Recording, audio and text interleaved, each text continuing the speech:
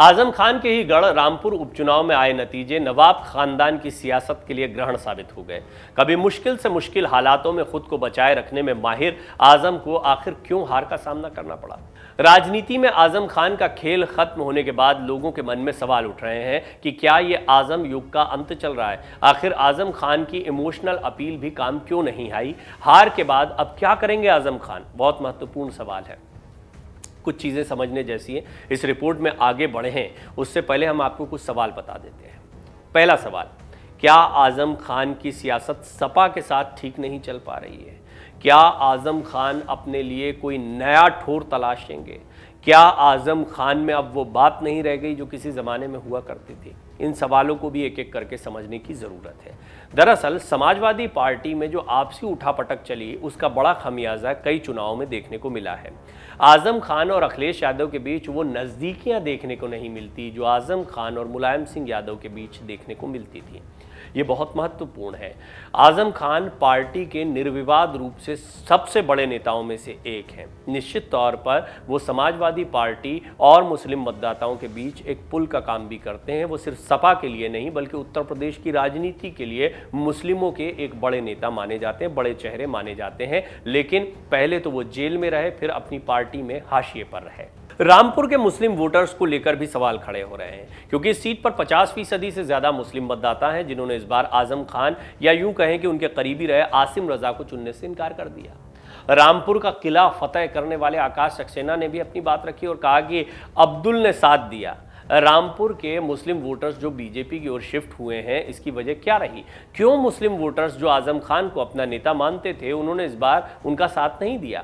आजम की हार की एक दो नहीं कई वजह हैं। पहली वजह है आजम के परिवार का प्रत्याशी खड़ा न होना, डायरेक्ट कनेक्टिविटी कि आजम खान चुनाव लड़ रहे हैं, उनके परिवार का कोई सदस्य चुनाव लड़ रहा है। इस उपचुनाव में न तो आजम खान प्रत्याशी थे और न ही उनके परिवार का कोई सदस्य, चाहे वो अब्दुल्ला आजम हो चाहे तंजीम फातिमा हो। आजम खान के करीबी आसिम रजा सपा प्रत्याशी बने, ये लोकसभा में भी प्रत्याशी थे, लेकिन रामपुर की जनता ने उनका साथ नहीं दिया। उन्हें मात्र 47,296 वोट मिले, जबकि भाजपा प्रत्याशी आकाश सक्सेना को 81,432 वोट मिले।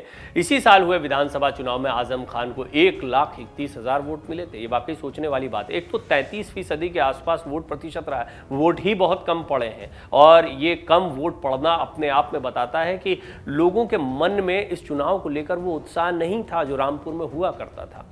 अब जो वोट मिला था आजम खान को उसका आधा वोट भी आसिम रजा को नहीं मिला और वो इसलिए क्योंकि उन्हें प्रत्याशी बनाए जाने का शुरू से ही विरोध हो रहा था। दूसरी वजह यह है कि आजम के करीबी लोग ही उनका साथ छोड़ गए।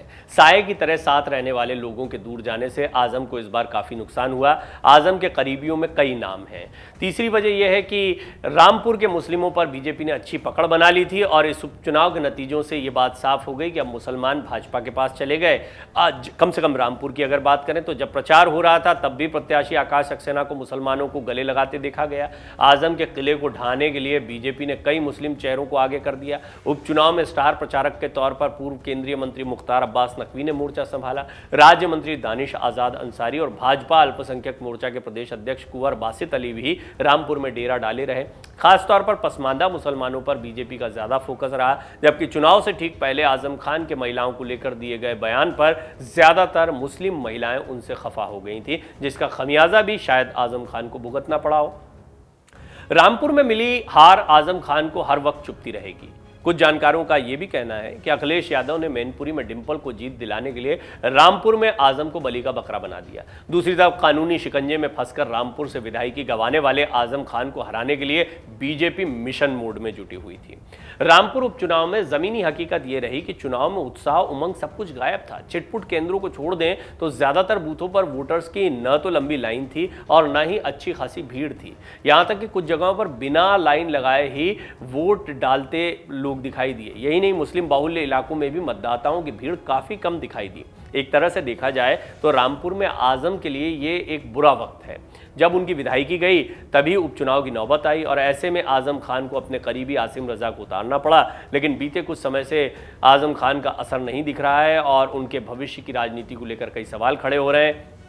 कुछ महीने पहले की ये अटकलें चल रही थी कि आजम सपा को छोड़ सकते हैं और हो सकता है नई पार्टी भी बना लें, और अब उपचुनाव हारने के बाद आजम को लेकर चर्चाएं तेज हो गई, गर्म हो गई। या तो वो किसी अन्य पार्टी में जा सकते हैं, किस पार्टी में जा सकते हैं, बहुत बड़ा सवाल है।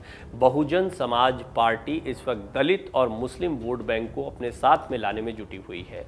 मायावती के लिए एक मुस्लिम चेहरे का रिक्तता या खालीपन जो है वो एक बहुत बड़ी कमी दिखाई देती है। एक समय पर बहुजन समाज पार्टी की सियासत रही थी कि वो मुस्लिम मतदाताओं को अपने साथ जोड़ने में कामयाब रही थी।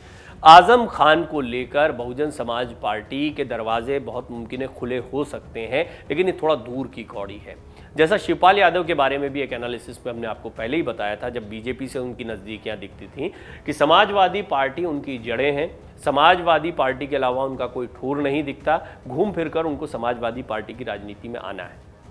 हुआ भी ऐसा ही। आजम खान के साथ भी कहानी यही है। लेकिन आजम खान एक तरफ तो समाजवादी पार्टी के नेता हैं, लेकिन दूसरी तरफ वो अपने आप में भी एक ब्रांड है, मुसलमानों के निर्विवाद रूप से बड़े नेता उत्तर प्रदेश की सियासत में, मैंने पहले भी आपको बताया। और यही वजह है कि AIMIM यानी असदुद्दीन ओवैसी की तरफ से उन्हें एक प्रस्ताव दिया जा चुका है कि आप MIM के प्रदेश अध्यक्ष बन जाइए उत्तर प्रदेश में। हालांकि ये सूत्रों के हवाले से खबरें आई, मीडिया में चर्चा होती रही, कभी इस पर कोई बात आजम खान ने आज तक नहीं कही है। तो इससे स्पष्ट है कि वो समाजवादी पार्टी के साथ बने हुए हैं। दूसरी महत्वपूर्ण बात यह है कि कांग्रेस भी अपने आप को मजबूत करने की कोशिश कर रही है, वापसी करने की कोशिश कर रही है। और अब जो बड़ा चुनाव है उसमें आजम खान को यदि वापसी करनी है तो क्या वो सपा के टिकट पर चुनाव लड़ते हैं? पहले तो चुनाव लड़ने को लेकर क्या उनका भविष्य तय होता है? कई कानूनी पेचीदगियों से वो जूझ रहे हैं। बीजेपी कितना उनको फिर से हमलावर होकर घेरने की कोशिश करती है? और आजम खान को क्या कोई अन्य दल के साथ जाना राहत देने वाला हो सकता है? बहुत सारे सवाल हैं, क्योंकि आजम खान को सिर्फ समाजवादी पार्टी के विषय में नहीं सोचना है, उनको अपनी सियासत, अपने निजी जीवन के बारे में भी सोचना है। उनका करियर एक ऐसे दौर पर पहुंच गया है कि या तो इसके बाद वो कुछ समय के लिए अपने आप को फिर से स्थापित कर पाएंगे, या पूरी तरह से उनकी सियासत खत्म हो जाएगी, जो आज की तारीख में देखने को मिल रही है। हालांकि राजनीतिक विश्लेषक मानते हैं कि आजम खान की राजनीति खत्म हो गई। ये कहना बहुत गलत बात है। आजम खान का अपना कद है, इतने हल्के में उनकी राजनीति को नहीं लिया जा सकता। ये कानूनी पेचीदगियां हैं, कई ऐसे मामले हैं जिनकी वजह से आजम खान घिरते दिखाई दे रहे हैं। अब आजम खान का अगला कदम क्या होगा यह आने वाला वक्त बताएगा, लेकिन ये माना जा रहा है कि आजम खान कोई बड़ा फैसला ले सकते हैं आने वाले दिनों में। डाउनलोड करें अमर उजाला ऐप और पाएं खबरें लगातार।